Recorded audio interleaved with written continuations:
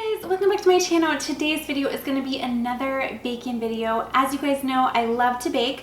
I did a prior video with my daughter where we bake chocolate chip cookies, and today I'm going to make a really simple recipe, but they are so good, so easy, and it's like the perfect dessert to bring to any type of event. And I have to tell you, I have to thank my aunt for this one.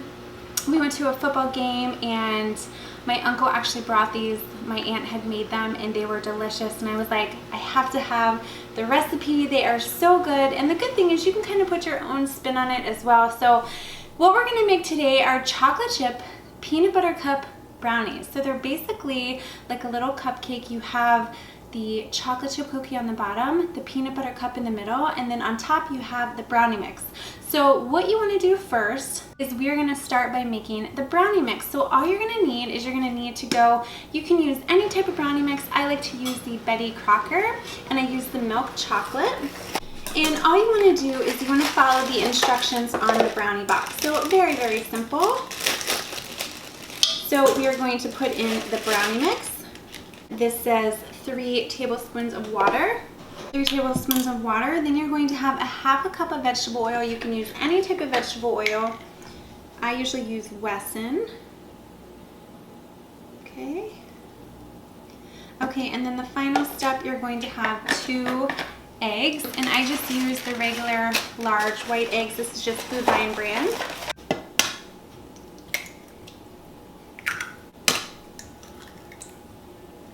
And then all you're going to do is you are going to stir the brownie mix together. Very simple, and this is step 1. So I'm going to say you're going to stir it maybe like 50 times or so. That's what the box says, until you get a nice chocolatey consistency. It's going to look something like that. And these are just regular milk chocolate brownies, but you can use fudge brownies. So now what we're going to do is we're going to put this to the side. Now I preheated the oven for 350 degrees. Now what you want is you want to use 2 muffin pans like this. And then I like to use these little cupcake holders. They're the foil ones, but you can use whatever kind you want. And what I start by doing is I'm just going to take just the foil part, and you're going to put this in the cupcake holder.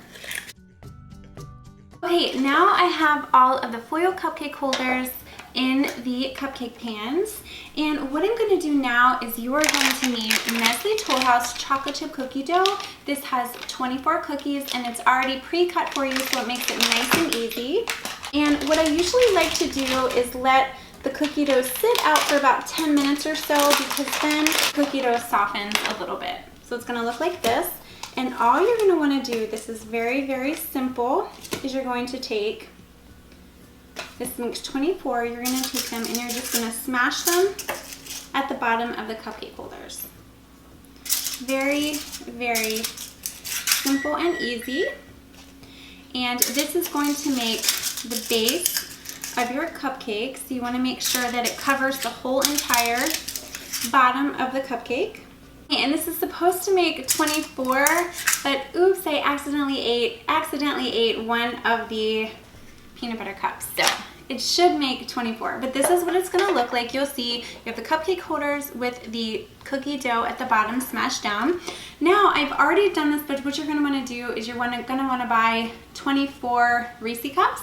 And what I did was I unwrapped them. Now this is your choice. You can either get the large Reese cups or you can get the really small ones. I like to do the large ones. So now you're just going to go through and you're going to smash the Reese cup down into the cookie dough.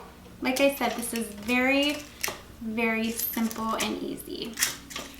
Just like with my chocolate chip cookie recipe, I will be sure to list the recipe down below in case you guys are interested. Like I said, it's super simple. Okay, now that's done. You can see. Now what we're going to do, we're going to go back to the brownie mix. And I mentioned this little guy in my chocolate chip cookie video.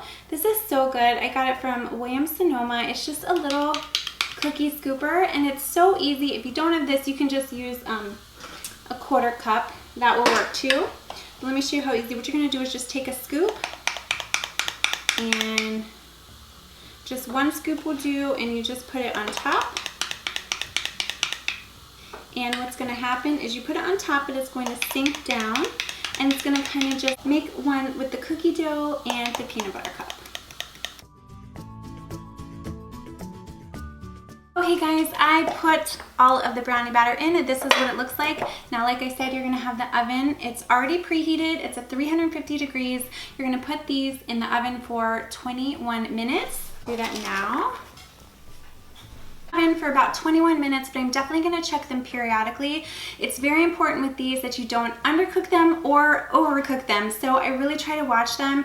And what I'll do is I'll kind of take a fork and I will stick it in the top, and if it comes out completely clean, you know you're ready. So I will be right back once the chocolate chip peanut butter cup brownies are ready.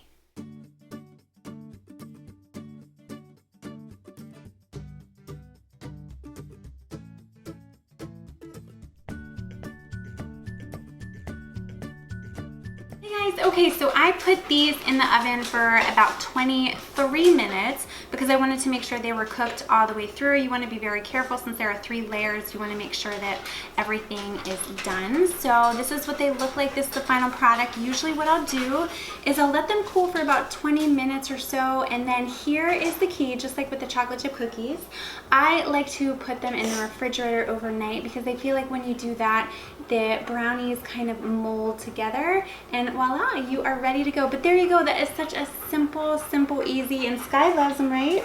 She loves them. It's so easy. You can take them to any holiday party or anything. I bake them for work all the time, and it seems to be a favorite. So I will be sure to leave the yes, you can have one later.